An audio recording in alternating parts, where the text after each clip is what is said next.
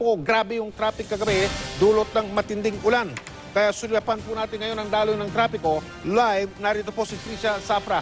Trisha, kamusta dyan sa kinalalagyan mo?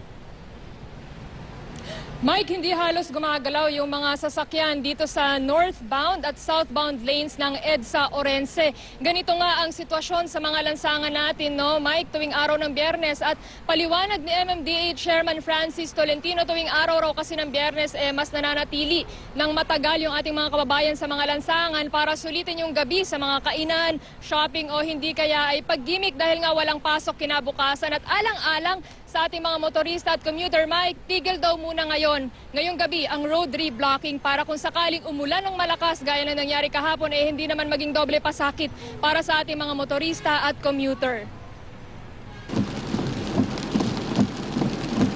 Matinding perwisyo ang inabot ng mga motorista sa Makati nitong magdamag. Halos nag-zero visibility kasi ang ilang lugar gaya ng Buendia dahil sa walang tigil na pagbuhos ng ulan. Sa Maynila, kanya-kanyang kumahog ang mga commuter sa pagsakay ng jeep at UV Express para makauwi. At kahit tumigil na ang ulan, pinabagal ang trapiko ng hanggang gutter na baha roon. Naging oportunidad naman ito sa mga pedicab driver para makapagsakay ng ilang customer. Muling bumuhos ang ulan pasado alauna ng madaling araw, kaya baha hanggang kaninang bukang liwayway.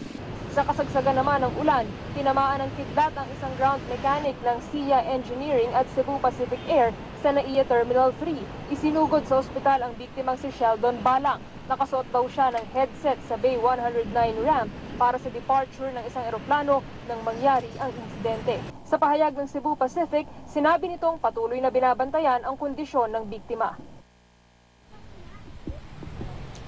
Mike, 200 tauhan ng MMDA at mga flood control equipment ang nakahanda na sa mga bahagi ng Buendia Corner South Superhighway sa may Tendesitas, Gate 3 ng Camp Aguinaldo, Sales Road at C5 Bayani Road, bukod sa iba pang kalye na maaaring bahain ayon sa MMDA. At kung sakaling umulan daw, asahan pa rin daw ang pagbaha dahil marami pang drainage o daluyan ng tubig ang kasalukuyang kinukumpuni at hindi pa tapos. At syempre, laging paalala ng ating mga otoridad, Mike, mag-ingat sa pagmamaneho para matiyak na happy ang ating weekend. Mike? Maraming salamat, Trisha Safra.